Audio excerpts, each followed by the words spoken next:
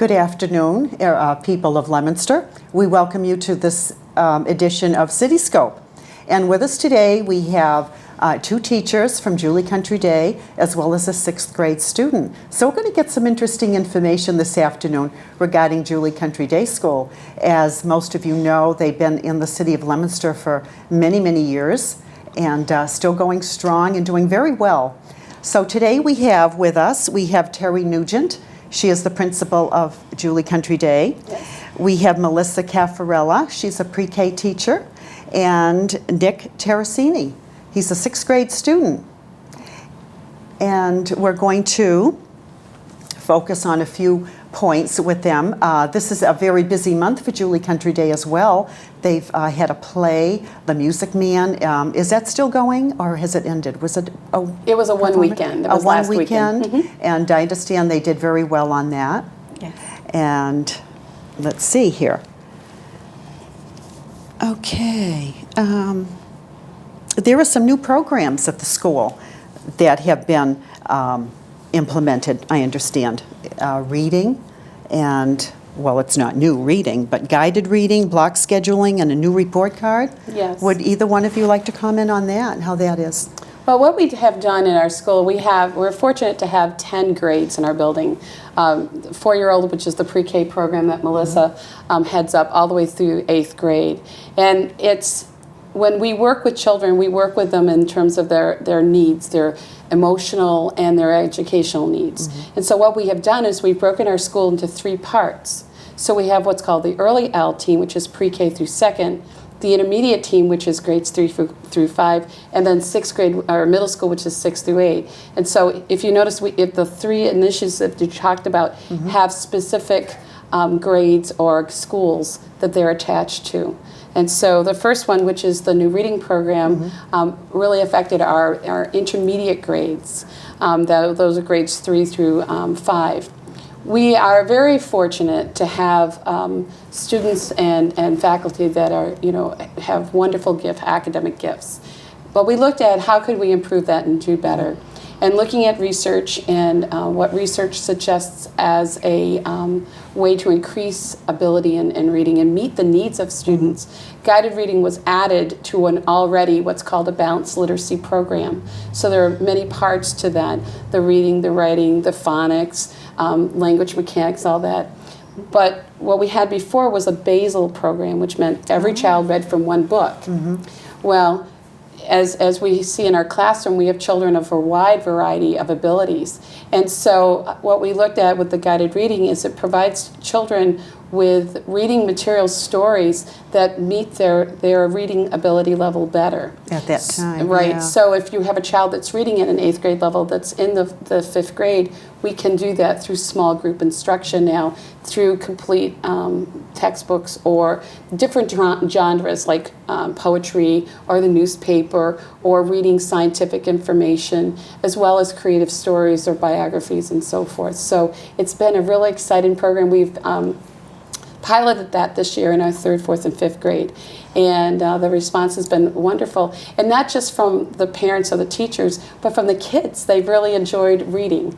And That's so great. It's been really nice. Melissa is going to head up the team next year that will do it for the early L program. Oh, I think that's wonderful because, I think the children, they have a way of, they all have their own abilities and have to go at their own pace. Right. And if they have to do the same as everyone else, because I don't know, I remember, which was a long time ago, you just went along with the flow. In this way, I think the individualized attention, I think, is wonderful. And it gives them, I think, more confidence, you feel, Yep. in learning everything. Absolutely. You know? And we're going to bring it right down to the pre-K level. We're going to That's have wonderful. some books, some sight word books just for the kids to be able to picture walk through, recognize sight words, and carry it up all the way through 5th grade, the reading program. So. That's wonderful. Yeah. And do you find that some of the pre-Ks, they already know how to read a little bit before they get into school? They're recognizing some words, and then we do a lot with the alphabet and putting, recognizing the letters as the year goes on, then putting some of the letters together to make words. And now that the kids are leaving pre-K, I have quite a few kids that are reading. That's wonderful. So, yeah, Oh, that is it's so really good. exciting. It's wonderful to see the progress. It's so much fun. So, and that's part of it. I mean, you want it to be fun. So. Yeah. And Melissa, you've been teaching pre-K for? I've been teaching for 8 years. I've been 6 years at Julie Country Day. That's wonderful. So, yeah. That's wonderful. And you like pre-K, obviously. I do. And part of it is the progress. I mean, they come in and some of them can't hold a pencil, and by the time they leave at the end of the year, they're reading. So it's fun, and the learning is fun. And sometimes the kids don't even realize how much they're learning until the end of the school year. Yeah. So it's really enjoyable. That's wonderful. So. And Terry, you've been principal for how long at Julie Country Day? I came to Julie last year. I've been a principal, I think this is my 6th or 7th year. That's and I've wonderful. been in education for many years, so. Very good. That's wonderful. And I understand, too, there's a Hewlett-Packard case study that they're installing a wireless system for networking. Yes. That was, Is that in all the classrooms? well, it will be, yes. What has happened is Hewlett-Packard leads the industry in terms of wireless technology, but they've really never have been entered into the education market. And so we have a contact that it works with our technology who made the connection between Hewlett-Packard and ourselves. We're the only school in the country, actually, that was selected to do this. And the reason why is for a couple things. Though Milissa actually is one of our teachers who is very skilled in technology and has a lot in her classroom, but also we have teachers who are frightened to turn it on, and so we really have a good cross-section of abilities in our building. And we also have very thick walls, and with wireless technology, you know, it's that technical problem. So we're really a little mini microcosm of what it was like in most schools in the United States. They like the small school. Our teachers are very eager to try, to do this. And since it's our first time working with a wireless network, they really have a true case study in the sense that whatever we learn from them. And so they'll be able to see is the product really as intuitive as they think it's going to be. It's a $30,000 gift to the school, and we're very excited about that. That's wonderful. So, because the children these days are growing up with the technology, and it's a part of their life. So I have a couple of grandchildren that could certainly help me out on a computer sometime. That's great. Yeah. That's great. And I'm so glad Julie Country Day is still there and it's still thriving. You know, how long has the school been in the city of Leominster? 63 years. Wow. And it's mostly lay teachers, or all lay teachers? Yes. It is. Yeah. That's great. And a spelling bee participant. Would that be you, Nick? No, No? Sarah Daigle in the 8th grade. Oh.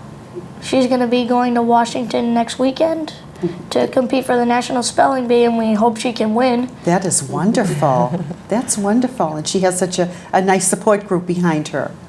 That's great. So, Nick, tell us about your experiences at the school. You look so nice. Yeah, I have a lot of favorite subjects like social studies because I like learning about ancient history and how civilization started, like in Mesopotamia, the early people who started everything. And then you get to the Egyptians, the Romans, the Greeks, and then you get to our early age. And we've gone so far with all the new technology. First, it started out with the wheel. Now we've gone to internet and everything. That's wonderful. And you've been at Julie Country Day since you were in pre-K? Kindergarten. Kindergarten. Kindergarten to 6th grade, 7 years I've been at the school. That's great, and you obviously like it. Yep. That's good. And you have a hands-on science program, I understand. Would you like to tell us about that? Do you want to talk any a one little of you? Hands-on science program? Well, yeah, we do a lot of things in the classroom. We have microscopes. Like in the beginning of the year when we came in, we used the microscopes, and we had for our homework we need to find a pond or a stream in our backyard or close to us, and we needed to put it in a little jar. And then when we came to school, we would put it under the microscope and we would look to see if there were any living organisms in it. And we saw a lot. Oh, I bet you did. The water? Is that what they call a vernal pool? Well, actually, the vernal pool is we're going to be having this summer program, and we're also going to be doing it next year when I get into 7th grade. As we all know, we have this, it's the Doyle Center. Doyle Center. It's right next to us, and they do have vernal pools a lot, and they want us to check out the water because it's brown. And so our job will be to test it, look under microscopes to see what's in there. That is wonderful. And then there's another vernal pool in the woods, and it's really populated with frogs, and there's a species of salamanders. And we took a walk there about 3 weeks ago, and we saw a lot of things, and we even saw a turkey too. Did you? Yeah. Oh, wow. There's a lot of beautiful land there. And that conservation center is just beautiful. Do the students get a chance to go there from time to time? From time to time. Have programs? And the trustees of reservations have been wonderful, because what Nick is talking about is that we don't know actually if that's a vernal pool or not. The brown water is a clue that it is. But actually it's going to be the 7th graders' job next year, which is a part of our curriculum, to scientifically prove that. And there's a lot of ramifications if it becomes a vernal pool. Then the EPA gets involved, and it's a protected area. You can't salt the streets if it's near the vernal pool, because it affects the ecosystem of it. So there's a lot of good science. In fact, Nick had a very interesting piece of clothing on. Was it yesterday, Nick, that you had that on? Yes, they're called hip waders. They're sort of like boots. They go from your toe all the way up to your thigh. wow. And you walked into the pool? No, my teacher, Mr. Norvell, he wanted to, well, since we're going to be doing it, he needed to pick out the right stuff because we're going to go walking into the water to get it. And so he asked me yesterday, Nick, what's your height? I said 5 feet. And then he went, okay, come in the classroom. And then I saw these huge boots. And I'm like, okay, what do you want me to do? And then I put them on. Well, for next year, we're going to be going into the water, and then we need to wear something so we don't get all wet and everything. That's right. And so he's going to get 3 more pairs, and hopefully it'll be a fun activity. Good for you. So by the time you get out of Julie Country Day or graduate from there, you will know quite a lot. And at the risk of sounding redundant, a vernal pool is a... Can you define it? Could you explain exactly what a vernal pool is? A vernal pool is in like... I've heard the term, but I've never really known Actually, what it you've given was. all the definitions to it already. Think of what you saw. Well, a vernal pool, it doesn't have it's not like a swamp. It doesn't have any trees in it or anything. The trees are all around it, and it's just it's all condensed into one area, and it has life in it. And so if it has life and trees are around it, and then they call it a vernal pool. That's great. Gee, I'm learning a lot already today. This is wonderful. And you have a school within a school. Yes, that's what we talked about in the Program. beginning, and Yes. that's to breaking it up into 3. We found that to be very advantageous. Once a week we meet. I meet with the staff during the day, and it's just early L issues, for example. Early L issues. Pre-K through 2nd grade, and it's just it's the uniqueness Really of what learning. happens with those children. Where when I meet with Nick's teachers in the middle school, they have a whole other set of issues, and so that way in a large staff meeting we're not dealing with individual problems, but more of a global or any concerns that we have in the building. But we have in the early hour, and Melissa can talk about this, is the process that we went through with the new report card, which was very exciting this year. And so we revamped the report card so that it was consistent from pre-K to kindergarten to 1st grade, and so forth, so that the parents could see more of a consistent flow from grade to grade. And we did it's a standards-based report card, so that the things that we want the children to work on and master are what's on the report card. And prior to this year, 1st and 2nd grade were getting grades, and this year it's like a rubric that they're going to be following. So, and it gives more detail to the parents about the students and what they're learning. It breaks it out into the individual areas. Math is all broken out into the different categories, so the parents can see what the kids are working on in the classroom. And what their strength is in each and what they can work subject. on. Right. Uh-huh. Right. Wow. Now, when you say grades, is it... A, B, and C, or different? Well, they used to. Because you said you had a different system. They used for to. grading? They used to get grades. The first Yeah. and second grade used to get grades, and but now it's like a rubric where you either are it's exemplary progress, progressing satisfactory, or a beginning stage. So the concept is just being introduced. So the kids haven't mastered it. They haven't really quite grasped it yet. And the So name of it again is rubric? a rubric. That's the Rubric. rubric, right? That we I use. see. So. Oh. And it's been we just did a survey and the parents sent in feedback and it's been very positive. So it's easy for everyone to understand. And, Right. And the Right. children too, even if they discuss it with the children, which Exactly. you hope they do, that this is what you're, Right. where you're at. Right. And then whatever. they can see the flow again from pre-K to kindergarten, the consistency if you have a child going from year to year, they can see, or in one, a child in pre-K and a child in first grade, for example, you can also see what's coming ahead and so forth. So it's really worked out well. So, That's great. yeah. Gee, and you have a very, I understand you have a banquet this evening? Yep. Is there a sports banquet? And where is Yep. that being held? It's being held in the JCD auditorium where the spring concert last night and the Music Man was held. And we're going to be giving out the awards from everybody who participated in a sport like basketball, soccer, hockey. Wonderful. And do you participate in anything? Yep, basketball. Great. Good. And will you be getting an award, I'm sure? Yep. Yeah. Good for you.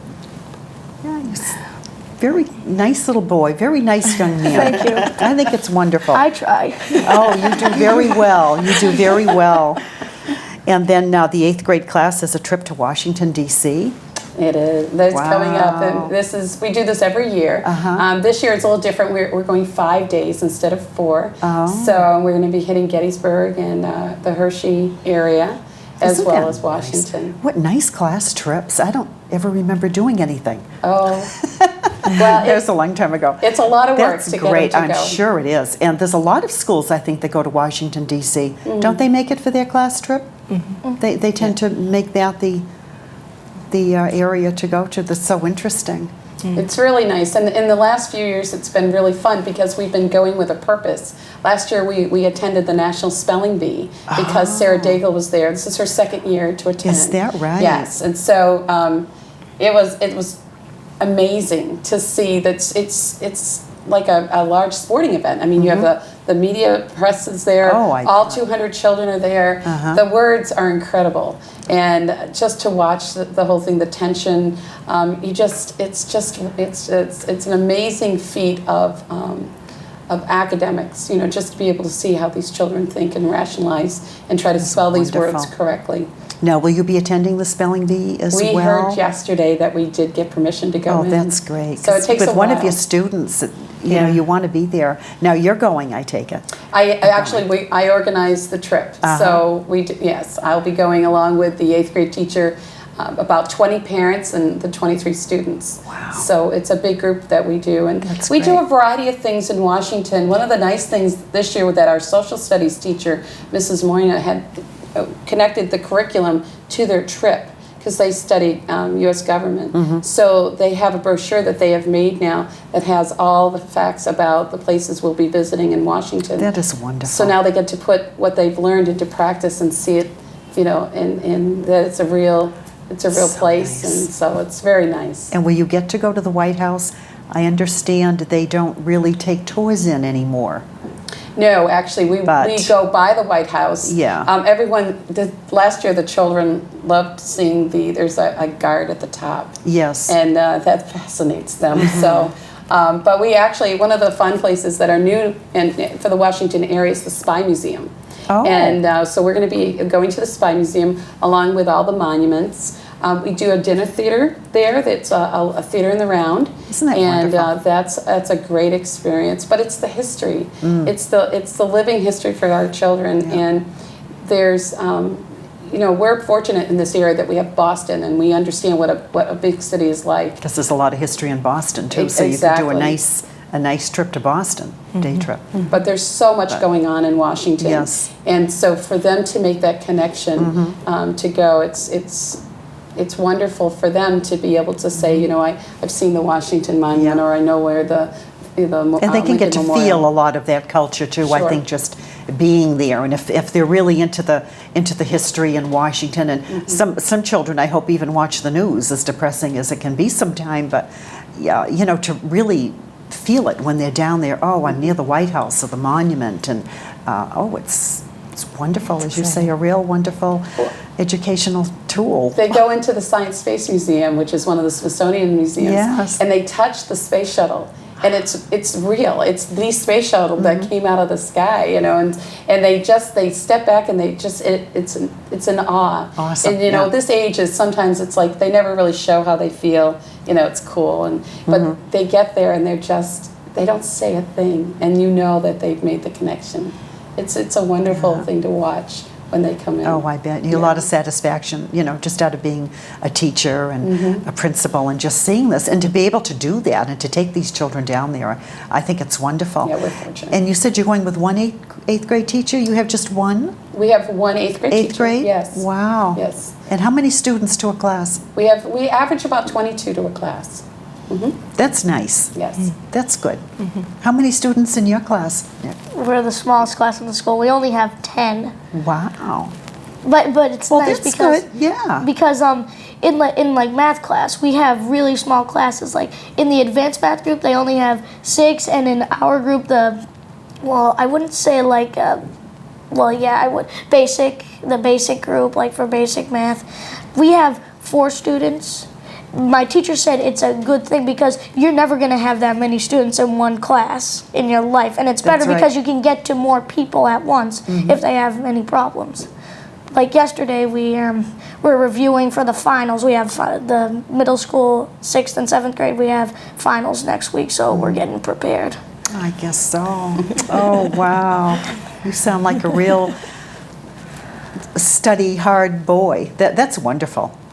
This is great, and it's such a pleasure, you know, just to be here and to see young people growing up and appreciating and learning about the city they live in, and just appreciating everything that's offered to you.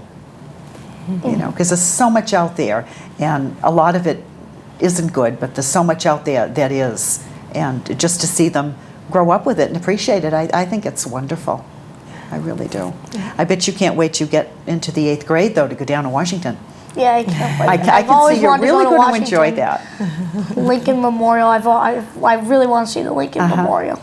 Yeah.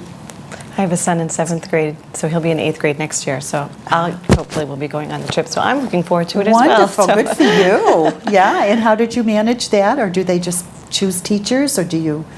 No, everyone comes. Everyone. We'd love all the families to come. That's great. That's so definitely. One of the, you know, with the middle school and actually with all of our grades, we try to balance that idea of working hard, that rigor, the homework, the balancing of all the things that our children are expected to do.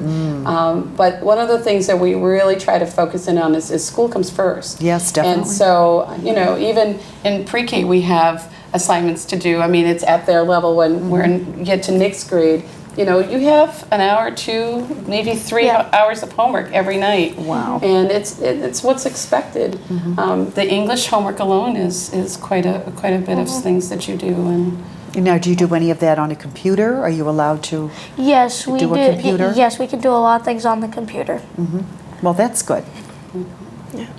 we could talk about the smart boards that are in the school. Oh, yes, and what are those? Smart boards. Well, we have a projector, and then we have a laptop.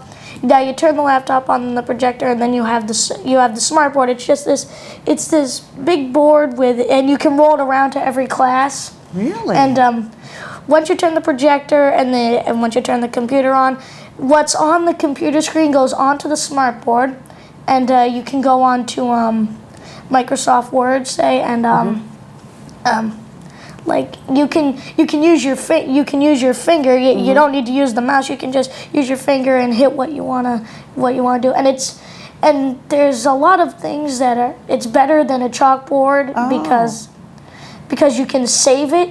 Because you can save it on a file, but on a chalkboard you can't. You need to erase the chalkboard. So say if one of our students miss a class, you could turn on the smart board and you could tell them what they miss. Like if we had a test the next day and we took notes for the test, then they could then we could turn on the smart board and then there you go, there's the Isn't notes. that nice? So the program for the smart board is in the laptop. Right. the I computer. have a smart board in my classroom as well, and I've downloaded some curriculum things from And it the just comes up computer. on the smart board. And it versus comes right up on the Isn't smart that board. nice? Yeah. And they have these big chunky kind of like crayon things that you can either Yeah. use your finger to manipulate the board or use the crayons, and the kids really enjoy it. It's just another tool for learning, and it's wonderful. Wonderful. And it can be used across all the areas in the curriculum and in every grade. That's so it's wonderful. wonderful. Great.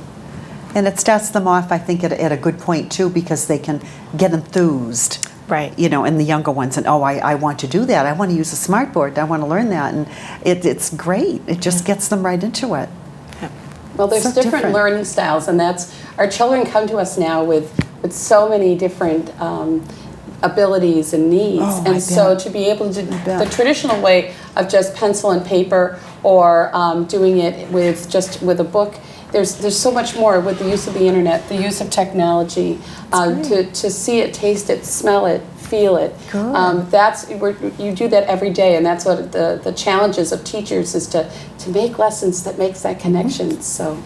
Okay. Well, this has been wonderful. And as you can see, we could go on and on all about the learning experience and the wonderful school at Julie Country Day and the students that are going to emerge from that school someday. And we thank you all for coming and for contributing to Cityscope. And it was just wonderful having you. Thank you. Thank you very much.